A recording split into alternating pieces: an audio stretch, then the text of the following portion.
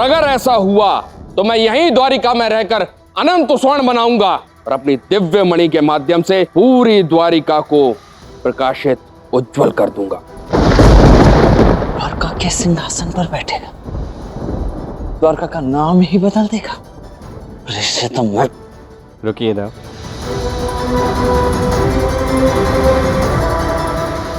तो महाशय आपको सम्मान के रूप में ये आसन पाना चाहते हैं, किंतु ये स्थान, ये आसन केवल उसी को प्राप्त हो सकता है जो प्रजा के मन में राजा है। इसे प्राप्त करने का मार्ग शक्ति नहीं अपितु प्रेम है।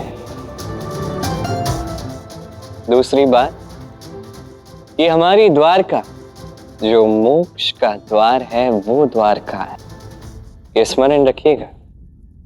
तीसरी बात, हम सभी मानते हैं आपका ये मणि, ये पवित्र है, ये दिव्य है, किंतु मोक्ष का द्वार नहीं, ये बस धन का आधार है। ये धन आपको मोक्ष की ओर नहीं ले जाता।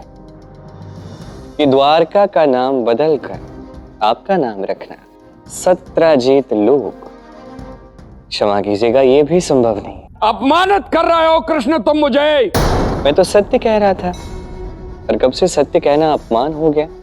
मैंने आपसे कहा ना, देखिए आप जो कुछ भी करना चाह रहे हैं, आपने कहा कि आप इस द्वारका को उज्जवल बना दोगे, आपने कहा कि आप सुख समृद्धि यहाँ लाना चाहते हो, किंतु सुख धन से नहीं आता। सुख आता है मन की शांति से, सुख आता है तृष्णा की मुक्ति से, और वो तो हर एक द्वारकावासी के पास पहले से है। अर्थात तुम मुझे वो नहीं दोगे जो मैं चाहता हूं। इस मणि को खो दोगे तुम। ये तपस्या करके आपने मणि प्राप्त किया है, क्या मैं पूछ सकता हूं कि ये तपस्या आपने किस धरा पर की है?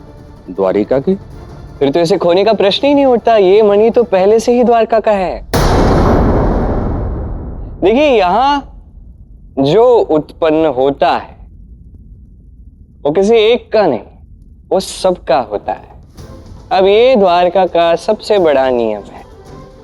आपने तपस्या कहाँ की? द्वारका में की।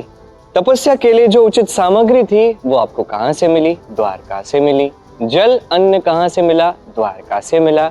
यहां तक कि तपस्या की वो अग्नि, ये आपको कहां से मिली? द्वारका से मिली। तो नियम अनुसार ये मणि द्वारका का हुआ, और ये मणि द्वारका के राजकोष में ही जाएगा। छल है ये नियम है। तपस्या जिसकी मणि उसकी, कदापि नहीं दूंगा तुझे। आपकी तपस्या का हम सम्मान करते हैं, किंतु ये 100% सत्य है। ये सत्य है कि इस मणि पर आपका अधिकार नहीं है। मैं मान के चल रहा था कि द्वारका नगरी महान है, तो यहाँ का राजा भी उतना ही महान होगा, किंतु नहीं, द्वारका का राजा बहुत छोटा है। तपस्या करके प्राप्त करने में नहीं, छीन के प्राप्त करने में विश्वास रखता है द्वारकाधीश। किंतु स्मरण रहे, ये कदापि नहीं संभव होगा। ऐसे कैसे नहीं देगा ये मणि? दो, ये आप क्या कर रहे हैं? ये हमारे अतिथि हैं, और हम अतिथि का सम्मान सदैव करते हैं। देखिए, यदि आपको ये मणि नहीं देना है तो ना दीजिए, हम आपको विवश नहीं कर रहे, किंतु इससे ये सत्य तो नहीं बदलेगा कि आपका इस मणि पर अधिकार नहीं है। सम्मान लेने आया था कृष्ण, लेकिन घोर अपमानित होकर द्वारिका से जा रहा हूं। ना मुझे उस राज आसन पर विराजित होने दिया गया, ना ही मेरे सम्मान में द्वारका का नाम बदला गया। उल्टा द्वारकाधीश कृष्ण छल के द्वारा मेरी तपस्या से प्राप्त मणि को छीनने का प्रयत्न कर रहा है, और इसके लोग मुझसे लड़ने आ रहे हैं। प्रतिकार लूंगा कृष्ण, गंभीर प्रतिकार। मैं क्षत्रिय कुलीन सत्रजीत अपने तपोबल के सम्मान के लिए आया था द्वारिका, तो नहीं मिला। कृष्ण, कितनी भीषण आपदा आएगी तेरी द्वारिका में। पछताएगा मेरा अपमान करके तू, पछताएगा।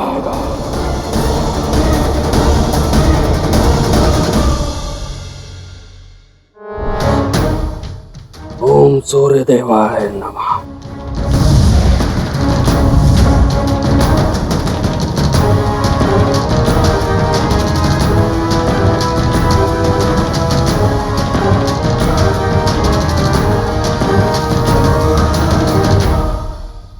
आप सभी से मेरा अनुरोध है, जिस आने वाले संकट की चेतावनी वो दे गए, उसका जो भी प्रभाव होगा, जब होगा तब देख लेंगे। कल की चिंता में आज का आनंद खो देना, ये मुझे नहीं लगता उचित है। तो चलिए, सबके चेहरे पे मुस्कुराहट दिखनी चाहिए। श्री कृष्ण की जय, श्री कृष्ण की जय, श्री कृष्ण की जय, श्री कृष्ण की जय, श्री कृष्ण की जय, श्री कृष्ण की जय।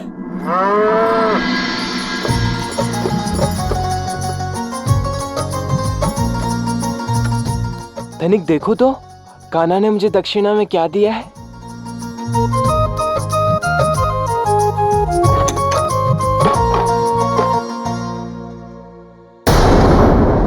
ये क्या? ये तो कान्हा की पगड़ी है। कान्हा की प्रिय खीर, इसमें कोई अमूल्य धन नहीं।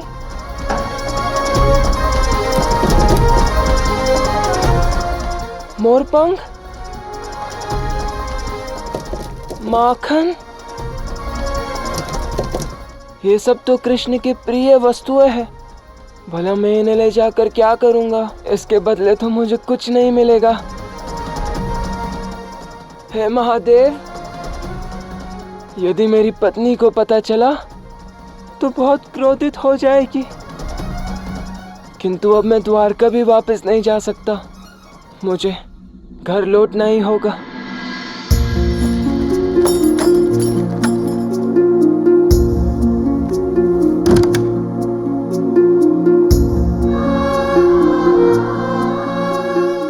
आप आ गए? कितना समय लगा दिया? महाशिवरात्रि की पूजा करके आया हूँ, इसलिए कुछ समय लग गया। अर्थात आपको वहाँ कुछ काम तो मिला? हाँ, वो मेरे मित्र ने मुझे महापंडित बनाया था। फिर तो उन्होंने आपको बहुत बड़ी दक्षिणा दी होगी। देखो तो क्या दिया है।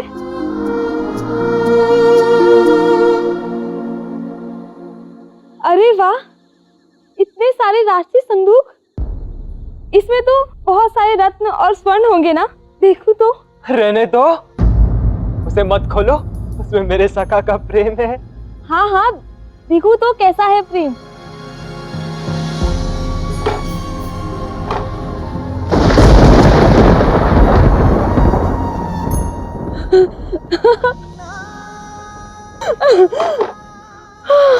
हे महादेव, कैसे खीर और मोरपंख देखकर सुध बुध खो बैठी है बेचारी।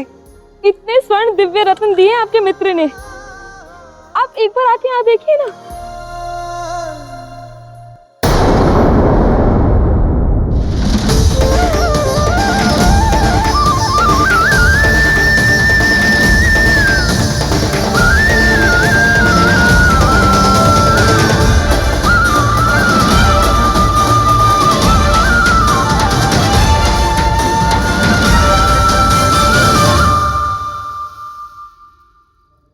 ये कैसे हो? ये सारा स्वर्ण और रत्न में बदल गया। ये कैसा चमत्कार किया मित्र।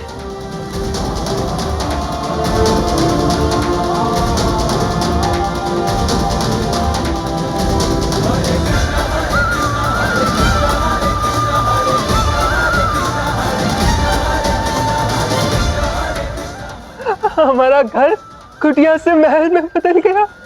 ना बड़ा घर। कितनी गलत थी मैंने आपके साथ कितना बुरा व्यवहार किया। यहाँ तक कि आपके मित्र कृष्ण को भी अपशब्द कहे। किंतु अब मैं समझ गई हूँ कि जितना प्रेम आप कृष्ण से करते हैं, उतना ही वो भी आपसे करते हैं। तभी तो उन्होंने अपने लिए द्वारका और आपके लिए इस भव्य महल की रचना की, हमें सुख समृद्धि दी। मुझे गर्व है कि मैं कृष्ण सखा सुदामा की पत्नी हूँ। ये कान्हा के प्रेम के कारण सब कुछ हुआ है। कान्हा ने इस सखा के लिए क्या कुछ नहीं किया। जैसे हरि दुख हरते हैं, वैसे कान्हा ने मेरे सारे दुख हर लिए। कान्हा की सखा प्रेम की ये गाथा अनंत तक स्मरण रखी जाएगी।